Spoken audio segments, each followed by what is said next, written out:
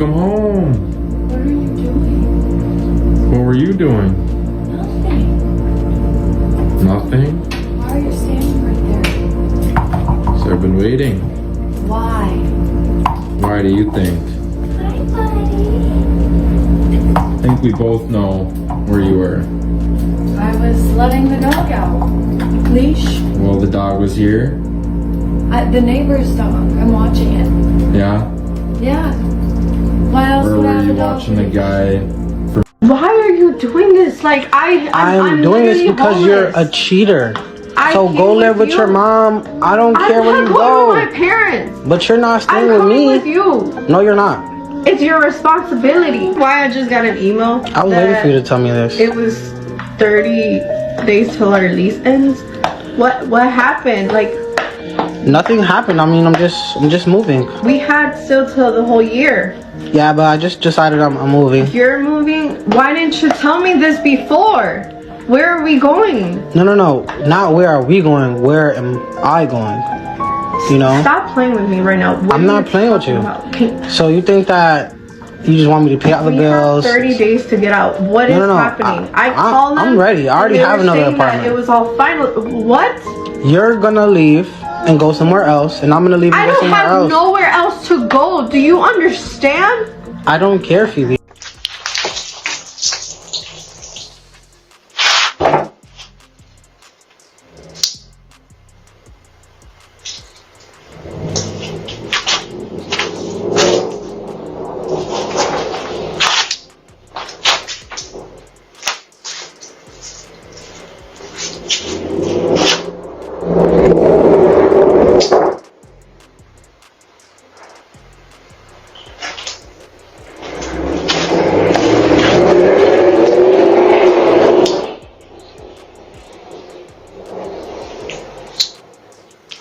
Thankfully, he had a doorbell camera that captured everything. Situations like this show why it's important to be careful about who you allow into your life and home. Even ending a relationship can sometimes lead to serious problems. Take the time to properly evaluate someone's character before getting deeply involved with them.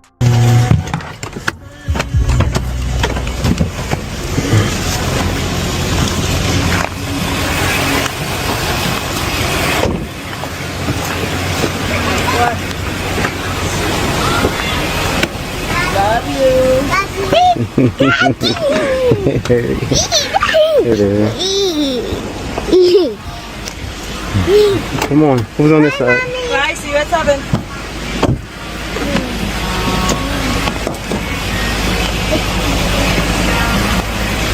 Go ahead, hop in. What are you doing? It's raining.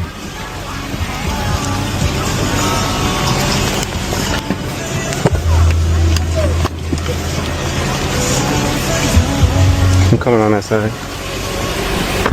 Hey, where are your headrests? Because that's not safe. They can be decapitated. What are you talking about? The headrests on your chairs. They're not tall enough to reach over the top. What are you talking about? They're not even near the top. It's behind their head. Look at it. It's behind their head. It's not behind their head. The seat is behind their neck and their head. Jamar, that is not safe. If you are to get in an accident, heaven forbid, my children could be decapitated. Your children? Yes.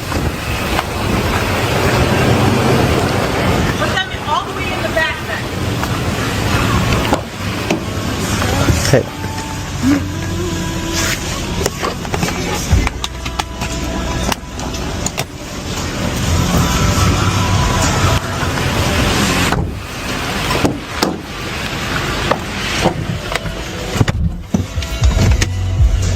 Take a lesson from these guys.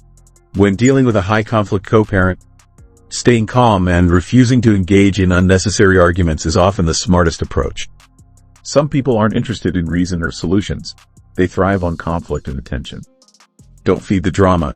Focus on what matters most. We're supposed to, in this country, treat mothers and fathers the same with regard to custody. No one has a less equal position.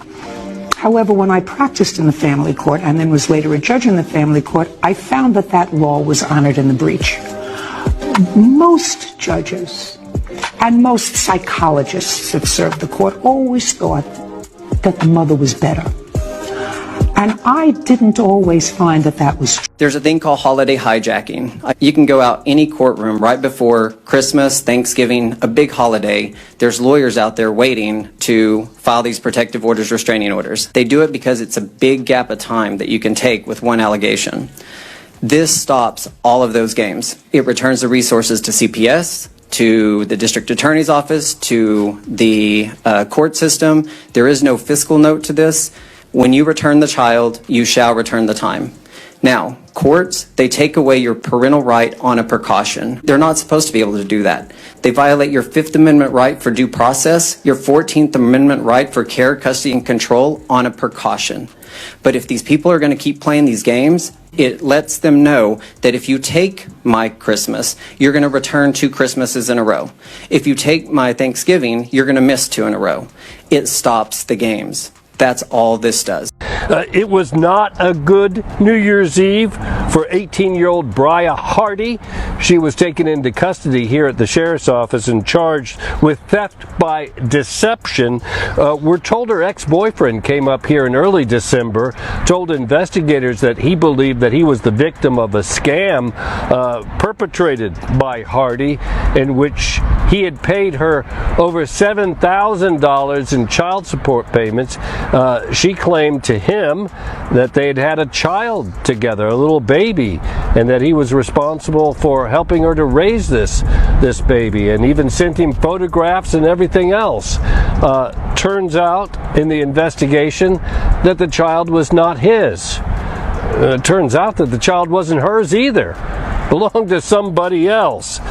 Well, investigators here are asking anyone who has information on this case or had any dealings with her before to contact them. As we said, fraudulently requesting child support payments from an ex is not necessarily anything new, but using somebody else's child to do it, even sending the photographs. So Coweta County investigators want to make sure that there's nobody else out there. So if you have any information, they're asking you to call the Coweta County Sheriff's Office and share that information with them.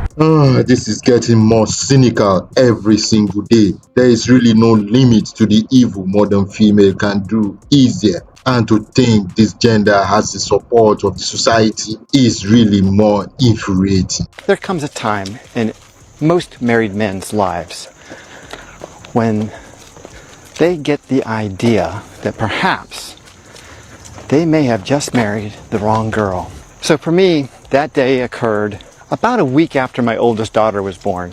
Up until that time, we had had we had an excellent relationship. It was extraordinary. Could not have asked for anything more in a partnership. About a week or so after my daughter was born, she changed. She was no longer the woman that I knew. It's like I went to bed with one woman and woke up with another. And from that day forward, everything was different.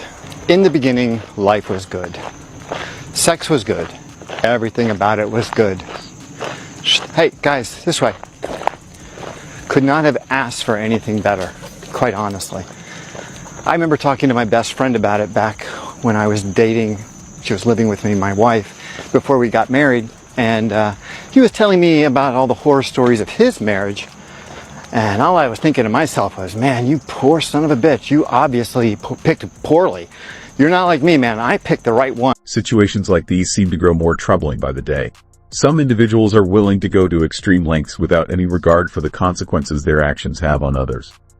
What frustrates many people even more is the feeling that harmful behavior is often excused, defended, or overlooked instead of being held accountable.